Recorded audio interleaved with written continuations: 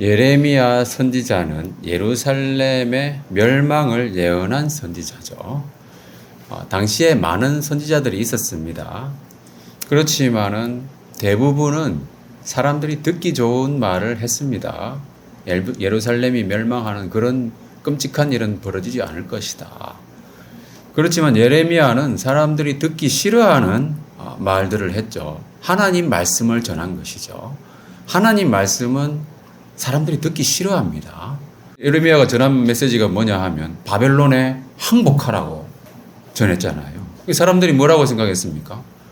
매국노라고 생각했겠죠. 예. 근데 그게 하나님 말씀이었다는 거죠. 사람들은 무엇이 진짜 하나님의 말씀인지 분별하지 못했고요. 결국은 비참한 종말을 경험하게 된 것이죠. 무엇이 진짜인지 분별하는 것이 참 중요하다는 겁니다. 최근 들어서 진품과 가짜를 구별하는 시장이 커지고 있다고 합니다. 시계나 가방이나 티셔츠나 거의 모든 분야의 제품에서 명품으로 분류되는 브랜드가 있습니다. 그러다 보니까 고가의 명품을 모방한 위조품들도 넘쳐나는 세상이죠. 그래서 진짜인지 가짜인지 그것을 전문적으로 감정하는 업체도 생겨났습니다. 그래서 의뢰된 제품들 중에서 약 30% 정도는 가짜로 판명된다고 하더군요. 자, 여러분 한번 보시죠. 이 둘 중에 어느 것이 진짜 같습니까? 네. 오른쪽에 있는 게 진짜라고 하더라고요. 네. 자, 이 둘 중에는 어느 것이 진짜 같습니까? 잘 안 보이기도 하는데, 여기 보면은 똑같은 것 같지만은 글자의 간격이라든지 폰트가 약간씩 다르대요. 예, 그거를 이제 보고 이제 판명을 하는데, 이거는 또 왼쪽이 또 진짜라고 합니다. 보통 사람이 보면 진짜인지 위조품인지 구분이 잘 안 가는 것이 사실이죠. 그러나 전문가가 보면은 알 수 있다는 겁니다. 5년 이상 그 업계의 경력이 필요하다고 합니다. 이런 걸 제대로 감별을 하려면은. 자, 그런데 요즘은 이런 상품들의 종류나 개체 수가 많기도 하지만 지식이나 학문 분야도 셀 수 없을 정도로 다양하죠. 그리고 어떻게 살아가야 하는지 그런 철학적인 문제도 다양한 방식과 기준이 있습니다.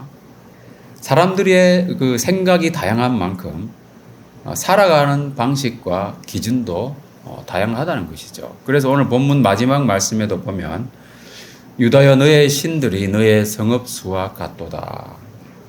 일반적인 의미에서 우상이나 신이라고 하는 것은 자기가 가장 가치 있게 여기는 것이죠.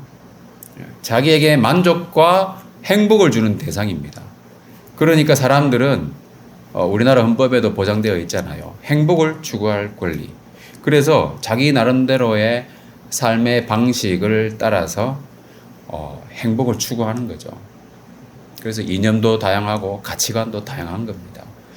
그렇다면은 과연 그 많고 많은 가치관, 철학, 그 삶의 방식 속에서 또 정보의 홍수 속에서 무엇이 과연 옳은 것이며 무엇이 과연 정품 또 명품일까?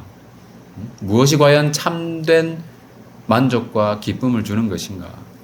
상품의 진위를 구별하는 것에 못지않게 그 인생을 살아가는 방식의 진품과 모조품을 구별하는 것이 중요하다는 겁니다.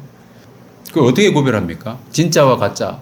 그 많은 사상과 이념과 가치관 속에서 어떻게 구별하겠습니까? 누가 구별하겠습니까?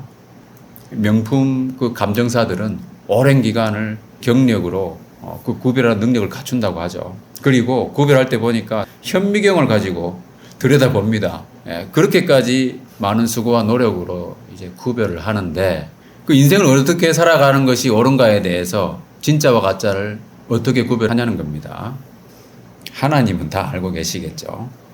자, 23절에 보면은 현미경이 없이도 주님께서는 삶의 궤적을 다 들여다보고 계신다는 겁니다. 자기는 진짜라고 우기고 있잖아요. 그죠? 자기는 나는 더럽혀지지 않았다.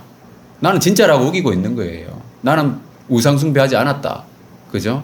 그렇지만 하나님 보시기에는 가짜일 수 있다는 거예요. 다 들여다보고 계시기 때문에. 그렇다면 무엇이 진짜 인생이며 우리는 어떻게 살아가야 하는가에 대해서 하나님은 무엇이라 말씀하시는지 살펴보도록 하겠습니다. 첫 번째는 하나님이 주신 멍에를 매는 것이 진짜 인생입니다. 자, 오늘 본문의 20절에 보면은 네가 옛적부터 내 멍에를 꺾고 내 결박을 끊으며 이렇게 나와 있습니다.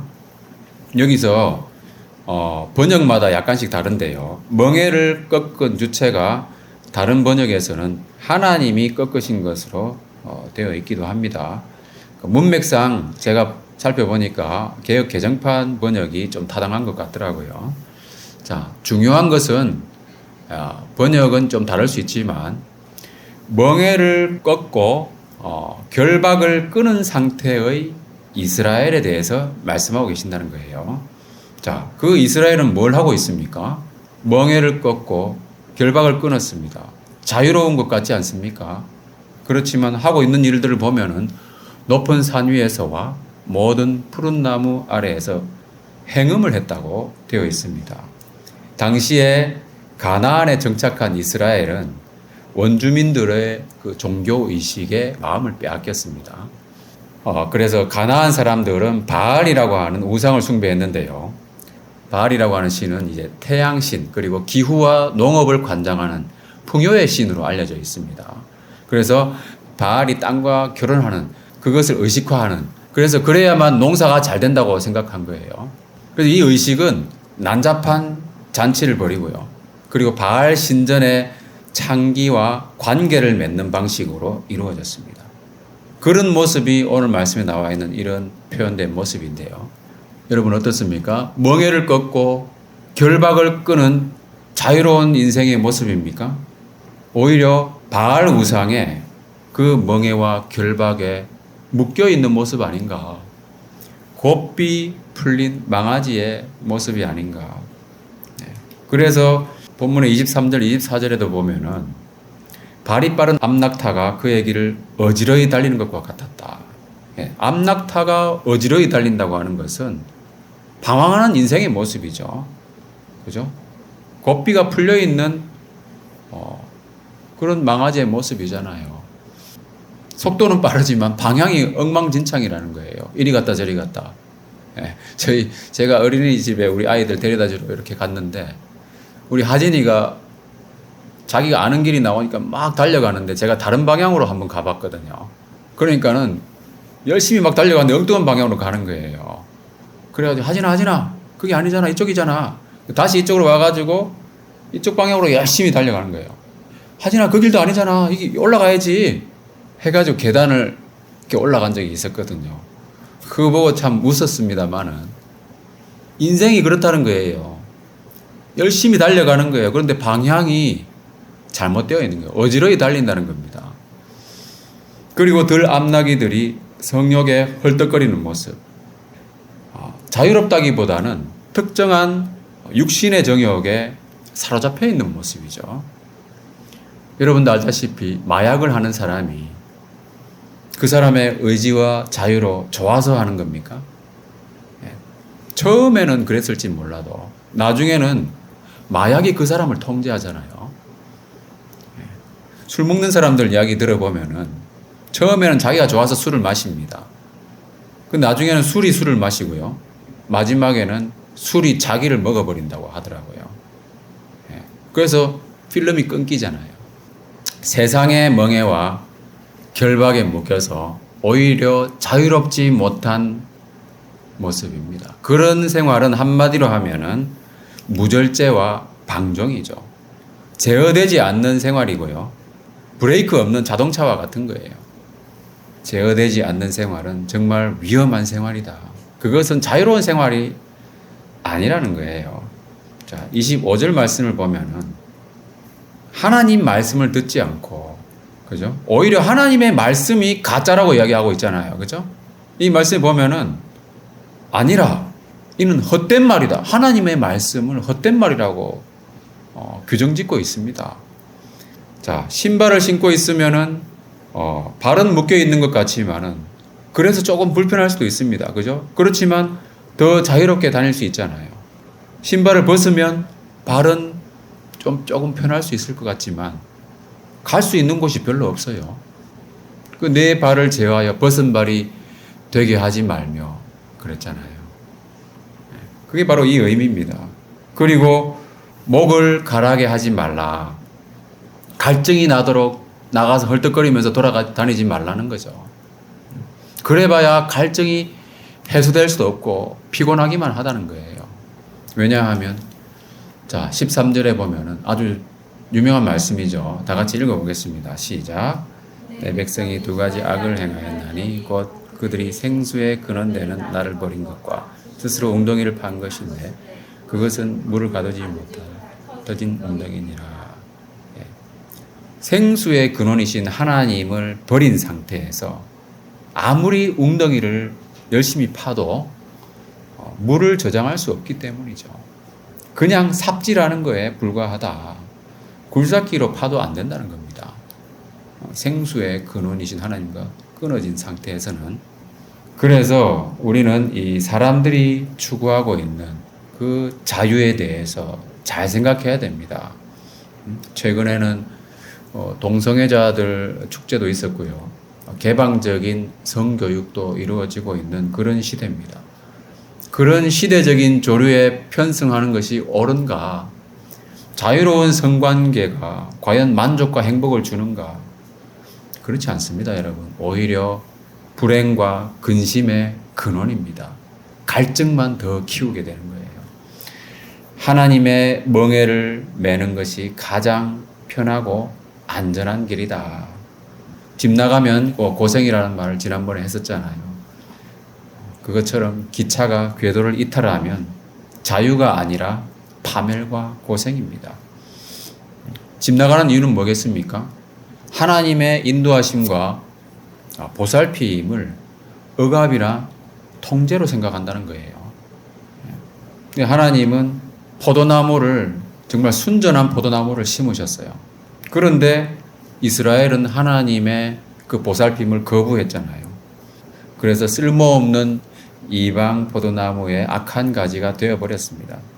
여기서 악한 가지라고 하는 것은 수레라고 하는 말인데 빗나가다라고 하는 뜻을 가지고 있는 수르의 수동 분사형이에요. 그러니까 죄의 본질적인 개념이 내포되어 있는 말입니다. 지난번에도 이야기했잖아요. 죄라고 하는 것이 빗나가다라는 뜻을 가지고 있다고 했잖아요. 관역을 벗어난 그런 뜻이잖아요. 그런 죄의 개념이 포함되어 있는 그 악한 가지라고 하는 것입니다. 하나님의 의도와 목적을 빗나간 그러한 인생, 궤도를 이탈한 인간의 빗나간 모습. 그래서 포도나무 자체가 이제는 문제가 되어버린 거예요. 뿌리채 잘못되어 버렸어요. 고칠 수 있는 상태가 아니라는 겁니다. 개선할 수 없는 상태. 전적인 타락 상태입니다. 그래서 22절에도 보면은 네가 잿물로 스스로 씻으며 네가 많은 비누를 쓸지라도 네 죄악이 내 앞에 그대로 있으리니 이스라엘의 죄악은 결코 없어지지 않는다고 하는 것이죠. 인간의 전적인 타락 상태를 묘사한 말씀입니다. 잿물로 씻어도 많은 비누를 써도 안 됩니다. 최첨단 세탁기에 넣어서 새로운 세제를 쓴다고 한들 되겠습니까? 그래도 안 된다는 거예요. 우리가 그동안 로마서 묵상하면서 자주 이야기했던 그 누더기 같은 더러운 옷을 입고 있다는 거예요. 아무리 빨래를 해도 광채가 나지는 않는다는 겁니다. 그래서 필요한 것은 하나님의 의라고 했습니다. 하나님이 주시는 광채 나는 옷을 입어야만 합니다. 우리의 옷이 아니라 하나님이 주시는 빛나는 옷. 우리의 의가 아니라 하나님이 주시는 의, 하나님의 의, 바로 예수 그리스도라고 했습니다. 따라서 이 뿌리째 잘못된 이방 포도나무의 가지만 잘라서는 문제가 해결되지 않는다는 거예요. 그래서 이제는 아예 새로운 포도나무가 필요하다는 겁니다. 그래서 예수님께서도 이렇게 말씀하셨죠. 나는 참 포도나무요 내 아버지는 농부다. 예수님께서는 하나님 아버지의 보살핌을 거부하지 않으셨잖아요. 심지어 죽기까지 복종하신 참 포도나무이십니다. 그럼 우리는 뭡니까? 우리는 가지죠. 우리의 정체성은 가지라는 거예요. 지난번에 한번 암송한 적 있었잖아요. 이 말씀 다 같이 읽어보겠습니다. 시작. 나는 포도나무여 너희는 가지라. 그가 내 안에 내가 그 안에 거하면 사람이 열매를 많이 맺나니 나를 떠나서는 너희가 아무것도 할 수 없습니다. 네, 우리는 가지라는 겁니다. 그래서 이제는 주님 안에 거하면 아름다운 열매를 맺게 된다는 것이죠. 이와 같이 참 포도나무이신 그리스도 안에 거하는 것, 이것이 바로 하나님이 주시는 멍에를 매는 것이죠. 예수님께서도 이런 말씀을 하셨죠. 나는 마음이 온유하고 겸손하니 나의 멍에를 메고 내게 배우라. 그리하면 너희 마음이 쉼을 얻으리니 이는 내 멍에는 쉽고 내 짐은 가벼움이라. 주님의 멍에가 가장 쉬운 것이고요. 또 그 멍에를 메고 배우는 것이 확실한 열매 맺는 인생이다. 그래서 주님의 제자로 살아가는 것입니다. 반면에 열매 맺지 못하는 인생은 헛된 삶일 뿐입니다. 에베소서 5장 11절 말씀을 보면 너희는 열매 없는 어둠의 일에 참여하지 말고 도리어 책망하라고 말씀하셨어요. 열매 없는 삶에 참여하지 말라고 했는데 그 열매 없는 삶이란 바로 어둠의 일이다. 그 어둠의 일은 부끄러운 거잖아요. 드러내지 못하는 삶이잖아요. 수치스럽고 욕된 인생입니다. 헛된 인생이죠. 주로 어두운 데서 활동하는 도둑이 붙잡혔을 때 당하는 그 수치. 그래서 가짜를 좋아하면은 수치와 욕을 당합니다. 자, 여러분 명품 샀다고 좋아했는데, 그죠? 좋아하면서 친구들한테 자랑했는데 그게 가짜인 것이 판명되면 얼마나 창피하겠습니까? 자, 26절에 보면은 도둑이 붙들리면 수치를 당함과 같이 수치를 당하였느니라. 도둑의 특징은 은밀한 데서 활동한다는 거잖아요. 어둠의 일이라는 겁니다. 그 어둠의 일이 열매 없는 삶이라고 했잖아요. 그리고 도둑은 자기 것이 아닌 남의 것으로 살아갑니다. 참된 자기 인생이 아니라 남의 인생이죠. 흉내내는 거예요. 모방하는 거예요. 그 가짜라는 거예요. 그것은 인생에 자기 정체성이 없는 겁니다. 자기 자신의 그 고유한 존재, 자아를 찾지 못한 것이죠. 자기 인생이 아니라 남의 인생을 살아가는 그 한심한 인생이죠. 그래서 도둑이 잡히면은 훔친 것을 다 반납해야 되잖아요. 오히려 몇 배를 더 물어줘야 되는 경우도 있습니다. 그런 욕되고 열매 없는 한심한 인생, 헛된 인생의 중심에는 왕들과 지도자들과 제사장들과 선지자들이 있었다. 여러분, 이 열거되어 있는 사람들 보면은 영향력이 있는 사람들이잖아요. 그죠? 이런 사람들이 그런 헛된 삶, 우상숭배와 타락한 그 삶을 주도했습니다. 그러니까 많은 사람들이 그 따라간 것이죠. 그 인생의 가치관과 방향에 대해서 많은 사람들이 방황하는 이유가 뭐겠습니까? 대부분의 영향력이 있는 사람들이 타락한 인생을 살고 있다는 거예요. 영향력이 있기 때문에 사람들도 그것을 모방하잖아요. 우리 자신을 돌아봐야 되겠죠. 나 자신은 과연 어떠한 영향 아래 있는가? 나에게 영향을 미치고 있는 사람들이 과연 어떤 삶을 살고 있는가? 아무 생각 없이 그들의 삶을 내가 모방하려고 하지는 않는가?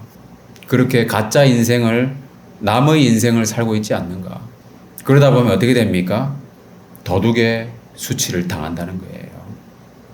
자, 세 번째는요. 진짜와 가짜를 구별할 때가 온다는 겁니다. 명품 감정사들이 구별하는 것처럼 하나님이 구별하시겠죠. 이거는 진짜, 이거는 모조품. 인생을 그렇게 구별하신다는 거예요. 자, 27절, 28절에 보면은요. 그 구별하시는 때가 언제라고 했습니까? 환난을 당할 때입니다. 환난을 당할 때. 고난의 때, 시험의 때입니다. 하나님이 테스트 하시는 거예요. 평소에는 잘 모릅니다. 무엇이 진짜인지, 무엇이 가짜인지, 어떻게 사는 것이 참된 인생인지, 정말 행복한 인생인지 모르는 거예요. 그러나 환난 당할 때가 오면은 판명된다는 겁니다. 여러분, 가장 큰 환난의 때가 뭐겠습니까? 7년 대환란일까요? 7년 대환란이 진짜 있는지 없는지 논란이 많습니다, 여러분. 그게 아니고 생사의 갈림길에 서 있는 상황이에요. 누구나가 그런 상황에 부딪히게 될 겁니다. 죽음의 문턱에서. 진짜 인생은 죽음에서 구원받는 겁니다. 그 인생을 살아가야 된다는 거예요. 죽음을 이기고 잠언 11장 4절에 보면 재물은 진노하시는 날에 무익하나 공의는 죽음에서 건지느니라. 사람들이 주로 추구하는 것이 재물이잖아요. 물질적인 가치관. 그래서 인사도 부자 되세요가 많은 인사 중에 하나가 되어 있고요. 그러나 진노하시는 날에는 이것은 무익하다는 겁니다.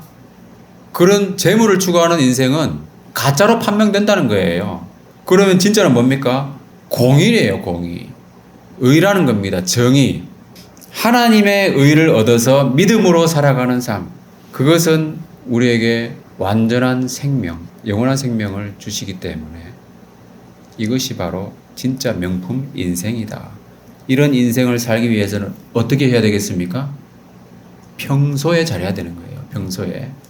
자, 말씀에 뭐라고 했습니까? 그들의 등을 내게로 돌리고 그들의 얼굴은 내게로 향하지 아니하다가 그러면서 환난 날에 찾으면은 하나님이 도와주시겠습니까?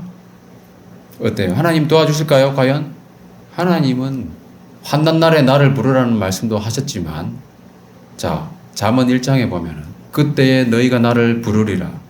그래도 내가 대답하지 아니하겠고 부지런히 나를 찾으리라. 그래도 나를 만나지 못하리니. 자, 그 다음 읽어볼까요? 시작. 그래서 너희가 지식을 미워하며 여호와 경외하기를 즐거워하지 아니하며 나의 교훈을 받지 아니하고 나의 모든 책망을 업신여겼음이니라. 평소에 잘 안 하면 하나님을 찾아도요 만날 수 없어요. 자, 평소에 잘한다는 말은 뭡니까? 매일의 경건의 시간이죠. 그죠? 짧은 그 본문이지만 꾸준히 시간을 내어서 하나님 앞에 앉아서 무릎 꿇고 묵상하면서 기도하고 삶 가운데 주님과 동행하는 생활입니다. 그렇게 할 때 진정한 자기 인생, 참된 명품 인생을 살아갈 수 있는 겁니다. 말씀을 마무리하겠습니다. 무엇이 진짜 명품 인생인가? 우리는 현재 어지럽고 혼란스러운 그 혼돈의 시대를 살고 있습니다.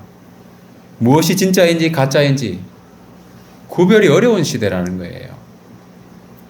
명품이라고 불리는 브랜드의 그 가방이나 옷이나 뭐 그런 모조품이라면 그 모조품을 가지고 있는 사람은 그만큼의 금전적인 피해를 보고 또는 정신적인 상처, 수치를 당하면 그만이에요.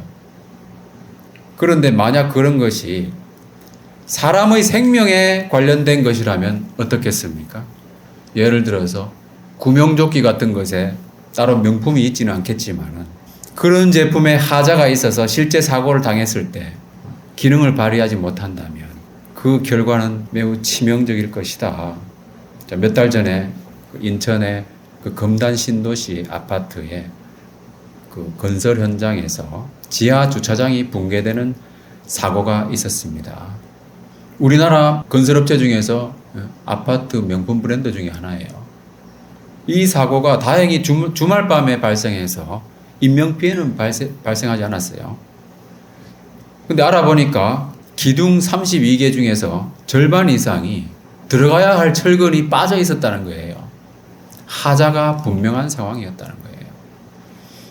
그래서 17개 동을 전면 재시공하겠다고 그랬습니다. 여러분, 모조품이 위험한 것은요, 겉으로 드러나는 부실보다도 속에서 보이지 않는 부실이 있을 때입니다. 생명을 위협하는 큰 문제가 될 수 있다는 거예요. 그래서 우리는 속 사람에 중점을 두잖아요. 드러나는 것보다는. 중요한 것은 살아가는 방식도 명품이 있고 위조품이 있다는 거예요. 무엇이 진짜 명품 인생인가? 진짜는 바로 예수님과 동행하는 그 멍에를 메고 믿음으로 살아가는 것입니다. 그것이 헛되지 않는 인생, 명품 인생이에요. 그렇지 않으면요, 지금까지 살면서 얻은 것 모두 다 반납하는 그 도둑의 수치를 경험하게 될 것이다 하는 겁니다. 자, 우리가 기억해야 할 것은 분명히 그 인생이 명품인지 아닌지, 진짜인지 가짜인지 밝혀질 때가 온다는 것이에요. 따라서 어떻게 해야 되겠습니까? 평소에 잘해야 된다. 평소에. 우리 모두 모조품 인생을 살기보다는 참된 명품 인생, 플러스 인생 누려가시기를 주님의 이름으로 축원합니다.